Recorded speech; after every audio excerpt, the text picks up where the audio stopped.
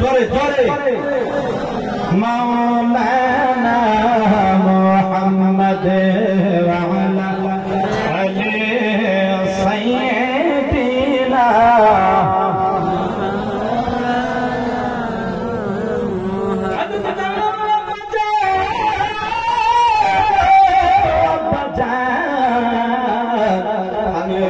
সন্ধানে যেতে চাই আব্বাজান হযরত ফাতিমা সুন্দর সুন্দর করে পর্দা বসিরা মেইনটেইন করে তিনি চলা শুরু করলেন রে বাবা।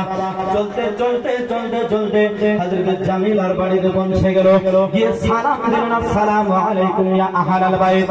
ঘরের মাঝ থেকে সালামের জবাব দিলেন, ওয়া আলাইকুমুস সালাম। সালাম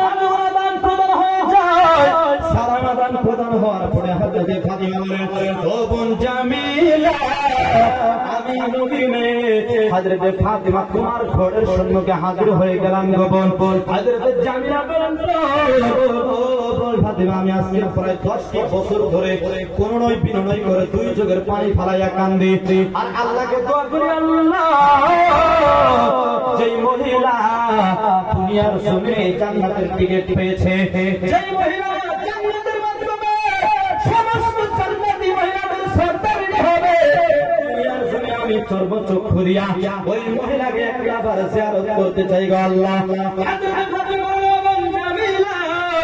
তুমি মনের মাধ্যমে তো বড় আশা লইয়া 10টি বছর ধরে ভোরের মাধ্যমে নিজেকে কেন লুকায় রাখছাও? হযরত জামিলা বলেন, আমার স্বামীর ইজাজত আজ পর্যন্ত আমি পাই নাই। জোরে জোরে পড়েন আল্লাহু আকবার। আল্লাহু আকবার। চিন্তা করছেন নবীর মেয়ে হযরত ফাতিমা, ওনার সাথে সাক্ষাৎ করব, এই স্বামীটা 10 বছর হয়ে যায়, আজ পর্যন্ত তার স্বামী দেয় নাই। আল্লাহু আকবার। ঘরে নিজেকে লুকায় রাখছে, কিন্তু আজকে মা বন্ধুর খবর নিয়ে দেখে ঘরের পাশে যদি মামা তো ভাই হাইটা যায়, যদি বলে কোন সাকিনা আমাদের দোলালা কি বাড়ি আছে? না ভাই, বাড়ি নাই।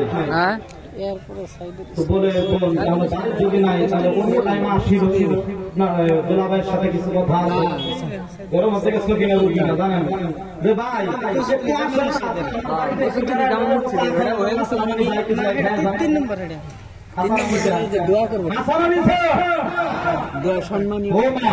তোমাদেরকে বলবো তোমার স্বামী বাড়িতে নাই, অন্য কোন পুরুষের তোমার বাড়ির এন্ট্রি এলাও নাই। বলুন কথা ঠিক কিনা? মাদেরকে বলবো আর বাবাদেরকে বলবো, আমার যদি নিজে নিজে বলেছেন লা ইয়াদখুলুল জান্নাতা আদ-দায়ুসু লা ইয়াদখুলুল জান্নাতা, দায়ুস কখনো জান্নাতে প্রবেশ করতে পারবে না।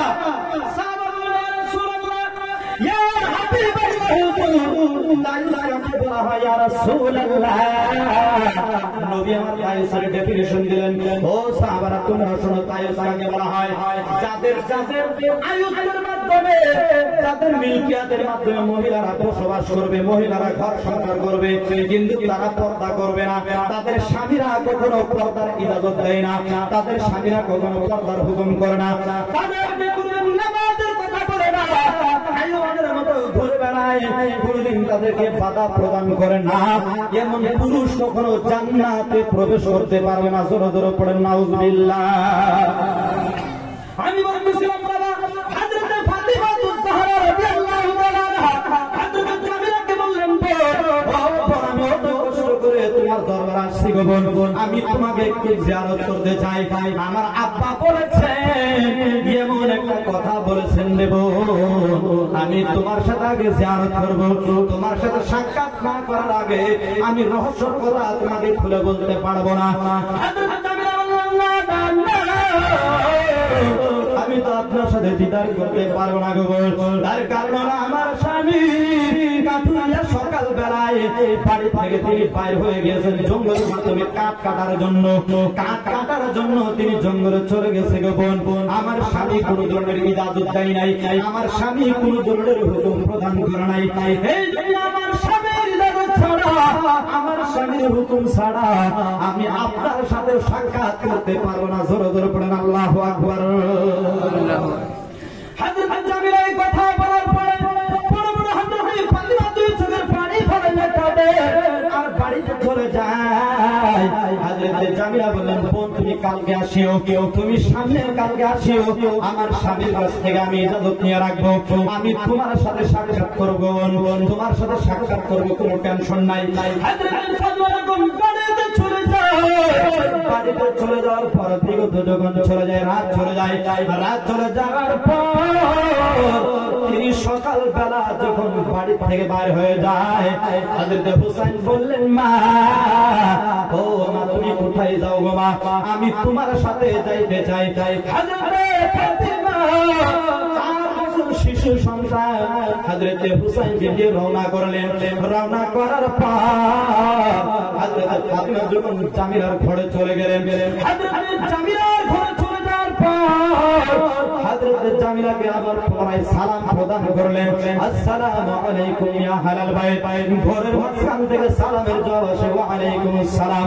সালামের জবাব যখন আদান প্রদান হয়, হযরত জামিলা খিড়কি দিয়ে উঁকি মেরে দেখে, খিড়কি দিয়ে দেখে সুন্দর করে আড়ালে আড়ালে তাকাইয়া দেখতেছে হযরত ফাতিমার সাথে একটা ছোট শিশুকে দেখা যায়। হযরত জামিলা বলেন, ফাতিমা ফাতিমা, আমি তো আপনার সাথে সাক্ষাৎ করতে পারবো না, আপনার সাথে তো কোনো ধরনের দিদার করতে পারবো না গো ফাতিমা। হযরত ফাতিমা 2 চোখের পানি ফালাইয়া কাঁদে আর বলে, বোন তুমি কেন সাক্ষাৎ করতে পারবা না? কি কারণ? তোমার স্বামী কি তোমাকে ইজাজত দেয় নাই? হযরত জামিলার জবাব শুনেন রে বাবা, কি সুন্দর কথা তিনি বর্ণনা করলেন। হযরত জামিলা বলেন, ফাতিমা আমার স্বামীর কাছ থেকে আমি শুধু আপনার সাথে সাক্ষাৎ করার জন্য ইজাজত প্রদান পেয়েছি।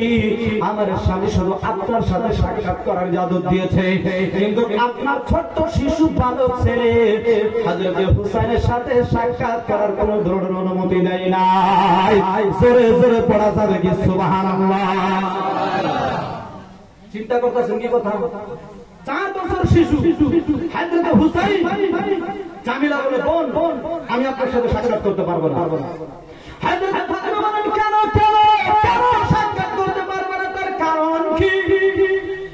হযরত জামিলা বললেন, আমি তোমার সাথে সাক্ষাৎ করতে পারবো না, তার মেইন রিজন হলো ওই যে তোমার ছোট্ট শিশু একটা বাচ্চা, আমি তার সম্মুখে যাওয়ার জন্য কোন ধরনের অনুমতি নেই নাই, এবং তার সাথে সাক্ষাৎ করা আমার জন্য জায়েজ হবে না। হযরত ফাতিমা বলেন, কেন? আমার সন্তান শুধুমাত্র 4 বছরের সন্তান, তার সম্মুখে আসার জন্য তোমাকে কিসের ইজাজত লাগবে? তার সম্মুখে আসার জন্য তোমার কিসের বাধা? হযরত জামিলা বললেন, বোন ফাতিমা, সন্তান যখন ছেলে যখন তার হাত অঙ্গ প্রত্যঙ্গ চিনা শিখে, যখন তিনি বুঝতে পারে আমার হাত, যখন তিনি বুঝতে পারে আমার কান, যখন তিনি চিনতে পারে আমার শরীর, যখন তিনি চিনতে পারে আমার পা, অঙ্গ প্রত্যঙ্গ যখন চিনা শিখে, ওই সন্তানের জন্য মায়ের পর্দা করাও ফরজ হয়ে যায়। জোরে জোরে পড়েন আল্লাহু আকবার। হযরত জামিলা এই কথা বললেন, হযরত ফাতিমার 2 চোখের পানি তিনি ধরতে পারলেন না। 2 চোখের পানি ফালাইয়া যখন কাঁদে আর নবীজির দরবারে হাজির হয়ে যায়, সাইয়্যিদে ইয়া রাসূলুল্লাহ, ও আব্বা জান, এমন কি আমলধারী গো আব্বা জান, আমি 2 দিন গেলাম, তার সাথে সাক্ষাৎ করতে পারলাম না। অবসরে হুসাইনের সাথে আছে, হুসাইনকে সাথে নিয়ে যাওয়ার কারণে তিনি আমার সাথে সাক্ষাৎ করলো না। এমন মহিলা আমার জীবনে দেখতে পারি না ইয়া রাসূলুল্লাহ, এমন মহিলা আমি কোনোদিন দেখতে পারি না। নবী আমার বলেন, ও আমার কলিজার টুকরি ফাতিমা, তুমি কেবল তো শুধুমাত্র তার শুরুয়াত দেখলাম, তার সর্বশেষ তুমি দেখতে পারো নাই, তার সর্বশেষ তুমি ঘটনা বুঝতে পারো নাই। ও ফাতিমা, তুমি বাড়িতে চলে যাও, তোমার স্বামী না খায়া, তোমার সন্তান না খায়া। হযরত ফাতিমা আব্বা জানের বারগায় থেকে যখন বাড়িতে চলে গেলেন, বাড়িতে চলে যাওয়ার পর হযরত হাসান থেকে 2 চোখের পানি ফালাইয়া খিদার যন্ত্রণায় কাঁদে, খিদার যন্ত্রণায় কাঁদে। ফাতিমাকে বললেন, হযরত আলী বললেন, হযরত আলী বলেন, ও আমার স্ত্রী, কিছু খাবার যদি থাকে, কিছু আটা যদি থাকে, কিছু জল যদি থাকে, তুমি একটু রুটির ব্যবস্থা করো। অনেক দিন হয়ে যায় আমি আলী পেটে কিছু দিতে পারি না, অনেক দিন হয়ে যায় আমার হাসান কিছু খায় না, না খায় আমার অন্তরের মাধ্যমে খিদার আগুন ধাউ ধাউ করে জ্বলে রে বাবা। আমরা কেমন যুগের উম্মত হইলাম, 3 টাইম একদম স্পেশাল খানা খাই, কিন্তু 3 টাইম 5 টাইম মসজিদে যাওয়ার প্রয়োজন পড়ে না। বলুন কথা ঠিক কিনা? হাসানা নাই? আমরা 3 টাইম স্পেশাল খানা, আমাদের খানার তালিকায় ঠিক থাকে, গোশত মাছ সব ওকে, কিন্তু মসজিদে যাওয়ার জন্য মুয়াজ্জিন সাহেব যখন আল্লাহু আকবার বলে আযান দেয় তখন আমাদের ঘুম বেড়ে যায়। বলুন কথা ঠিক কিনা? আমাদের ঘুম পারে না কমে? অবস্থা কিন্তু খারাপ। ফজর টাইমে যখন মসজিদে আযান হয়, আল্লাহু আকবার, মুয়াজ্জিন আযান দেয়, আযানের শব্দ শোনার পর, আযানের ধ্বনি শোনার পর আমাদের ঘুম বেড়ে যায়। 3.5 হাত লম্বা মানুষ একদম 2.5 হাত হয়ে যায়। হাসানা নাই? সারা রাত কিন্তু একদম সিধা টনটনা হয়ে শুয়ে থাকে। যদি আযানের ধ্বনি কানে যায় একদম ক্যাকড়া ক্যাকড়া হয়ে একবার কোমরের তলে 2.5 হাত হয়ে থাকে। হাসানা নাই? এবার বিবিটা স্ত্রীটা হলো 5 ওয়াক্ত নামাজি। স্ত্রী যখন সকালে উঠে ফজর নামাজ পড়ে এসে দেয়, খবর কি রে আমার স্বামী মাথা সারা রাত দেখলাম মুতুর্মি, কিন্তু মাথা আর বুয়া কিছু বিছড়ে পাইতেছে না। সারা রাত 3 হাত ছিল, এখন কিন্তু 2 হাত হয়ে গেছে। কারণ কি? এই স্ত্রীটা নামাজি, 5 ওয়াক্ত নামাজ পড়ে ফজরের নামাজ পড়া, মা বোনেরা শুনুন, 5 ওয়াক্ত নামাজ পড়ে ফজরের নামাজ পড়া হাইসেলে কিন্তু ছাই থাকে। আপনারা কি বলেন, হাইসেলে ছাই থাকে না? এই ছাই কিন্তু মা বোনেরা এক জায়গায় পালা দেয়, সকালবেলা উঠে কোন করে হাইসেলে সাফ করে ওই ছাই নিয়ে এক জায়গায় রাখে। তো ছাই ফালাবার গেছে যায় দেয় রাস্তার কুকুর একটা সুন্দর করে একদম পেঁয়াজ দিয়ে হইয়া কিটা হইয়া আছে, একদম ভিড় ধরে হইয়া আছে। তিনি চিন্তা করতে লাগলো কারণ কি? কুকুরের অবস্থা আর ঘরের মতো আমার স্বামীর অবস্থা একবারে খারাপ পাইলেন কি? খারাপ পাইলেন? নামাজ পড়তে হবে, 5 ওয়াক্ত নামাজ আপনার জীবনের তালিকায় বাধ্যতামূলক করে নিতে হবে। কারণ কাল কিয়ামতের দিন আমার আল্লাহ রাব্বুল আলামিন আপনাকে আমাকে অতি প্রথম যে প্রশ্ন করবেন সেই প্রশ্ন হলো নামাজ, নামাজ, নামাজ, নামাজের প্রশ্ন। হযরত হুসাইন বলে খিদার যন্ত্রণা সহ্য করতে পারি না। হযরত ফাতেমা বলেন স্বামী যান, ও স্বামী যান, আমার ঘরে তো খাবার কোনো ব্যবস্থা নাই, রান্নার কোনো ব্যবস্থা নাই, রুটি বানানোর কোনো ব্যবস্থা নাই। হযরত ফাতেমা বলে আমার স্বামী, আমার সুন্দর একটা পোশাক আছে, আমার একটা ওড়না আছে, ওড়না তো সবাই বুঝেন, মহিলারা মাথায় ওড়না নেই, ওড়না। হযরত ফাতেমা বলেন স্বামী যান, আমার কাছে সুন্দর একটা নতুন ওড়না আছে, আপনি এই ওড়নাটা নিয়ে মার্কেটে চলে যান, বাজারে চলে যান। হযরত হুসাইন ওই ওড়না নিয়ে যখন বাজারে চলে যাওয়ার কারণে আল্লাহ কেমন স্বামী হইলাম আল্লাহ, আমি কামাই রুজি করতে পারি না আল্লাহ, আমাকে এমন গরিব করে কেন পাঠাইলাম? সমস্ত সাহাবীদের মাধ্যম থেকে হযরত হুসাইন এর আব্বা জান হযরত আলী কিন্তু গরিব ছিলেন। হযরত আলী ওই ওড়না নিয়ে যখন বাজারে চলে গেলেন রে বাবা, বাজারে চলে যাওয়ার পর পকেটের মাধ্যম থেকে ওই ওড়না বাইর করতে পারতেছে না। শরমে তার নাক রঞ্জিত হয়ে গেল, তার মুখ রঞ্জিত হয়ে গেল। না না না, আমি কেমন করে আমার বিবি জানার ওড়না বিক্রি করব? মানুষ যদি আমাকে জিজ্ঞাসা করে ও আলী তুমি এই কাপড় কোথায় পাইলাম, আমি তো মিথ্যা কথা বলতে পারবো না। আমি কেমন করে বলবো আমার বিবি ওড়না আমি বিক্রি করার জন্য আসছি, এই কথাটা আমি বলতে পারবো না রে বাবা। কেমন সাহাবী ছিলেন, কেমন সত্যবাদী ছিলেন রে বাবা, কেমন সত্যবাদী ছিলেন, একটু ধ্যান ধরে শুনলে বুঝতে পারবেন।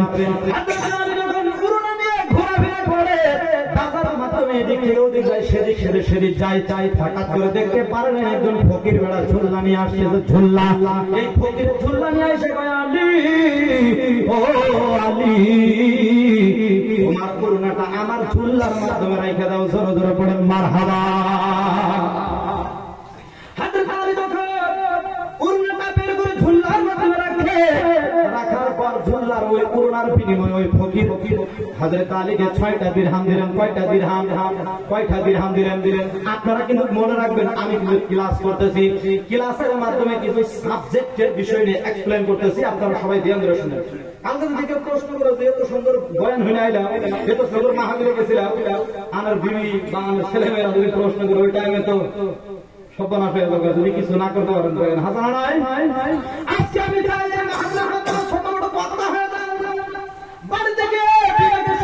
লইয়া স্ত্রী বাল বাচ্চাদেরকে সম্মুখে লইয়া আলহামদুলিল্লাহ আহমাদু কইয়া যাইয়া আপনারা ওয়াজ শুরু করতে পারেন। এই জন্য আপনারা ধ্যান ধরে শুনুন আমি কি বলি। বাড়িতে গিয়ে যাতে আপনি ছোট মোটো বক্তা সাজতে পারেন, নিয়ত আছে না নাই? নিয়ত আছে না নাই বক্তা বলার? আমি বলতেছিলাম হযরত আলীকে 6টা দিরহাম দিলেন, 6টা দিরহাম দেওয়ার পর হযরত আলী যখন একটা গালা মাদার দোকানের সম্মুখে যাইয়া বলে ভাইজান, ও ভাইজান খাওয়ার জন্য কিছু আটা দেন, আটা। ওই দোকানি ভাইজান 2 ফুঙ্গা আটার ব্যবস্থা করে দিলেন। হযরত আলী যখন 2 ফুঙ্গা আটা হাতে নিলেন, হাতে নেওয়ার পর দেখতে পারলেন একটা গরিব মানুষ, ফকির মানুষ হযরত আলীর সম্মুখে দাঁড়াইয়া গেছে আর বলে আলী, আমি শুনেছি আপনি নাকি খুব দয়ালু আলী, ও নবীদের সাহাবী, ও নবীদের জামাই, আমি শুনেছি আপনি নাকি দিলটা খুব নরম, আপনার দিলের মাধ্যমে গরিবের জন্য অনেক মায়া আছে। আমি বিগত 3 মাস হয়ে যায় কিছু খাই না, আপনি যদি আমাকে কিছু খাওয়ার জন্য দিতেন। হযরত আলী মনে মনে ভাবতেছে, মনে মনে প্রদান করতেছে, আমি যদি একটা দিরহাম আল্লাহর রাস্তায় দিয়া দেই, ফকিরকে দান করে দেই, আল্লাহ পাক আমাকে 1 দিরহামের খাতিরে আল্লাহ পাক আমাকে 10টা দিরহাম দিবে। কারণ কোরআনের মাধ্যমে আল্লাহ পাক সুন্দর করে বয়ান করেছেন, কোরআনের মাধ্যমে আল্লাহ পাক সুন্দর ভাষায় বয়ান করেছে। ও দুনিয়ার মানুষ, তোমরা আল্লাহর রাস্তায় আল্লাহর ঘর মসজিদকে নির্মাণ করার জন্য যদি 1 টাকা দাও, আমি আল্লাহ পাক 1 টাকার বিনিময়ে, এটা কিন্তু কোরআনের কথা, কোন হাদিস এবং আমার ফকিরের কথা না রে বাবা, কোরআনের মাধ্যমে আমার আল্লাহ রাব্বুল আলামিন বলেছে কোন বান্দা দুনিয়ার জমিনে 1 টাকা দিয়া সাহায্য করিয়া যদি আমার ঘরকে নির্মাণ করতে পারে, আমি আল্লাহ রাব্বুল আলামিন তার জন্য 2টা অফার দেই, 2টা অফার। ওই 2টা অফার, এক নম্বর অফার হইল তাকে আমি 1 দিরহামের বিনিময়ে, তার মানে 1 টাকার বিনিময়ে আমি আল্লাহ রাব্বুল আলামিন তাকে 10টি টাকা দান করি। আর দ্বিতীয় নম্বর পুরস্কার হইল জান্নাতের মাধ্যমে, মুসলিম শরীফের হাদিস, জান্নাতের মাধ্যমে আমার আল্লাহ রাব্বুল আলামিন ওই দানকারীর জন্য সুন্দর একটা ঘর বানাইয়া দেয়। জোরে জোরে পড়ুন সুবহানাল্লাহ। এই জন্য আল্লাহর রাস্তায় দান করেন, আপনি আল্লাহর কথা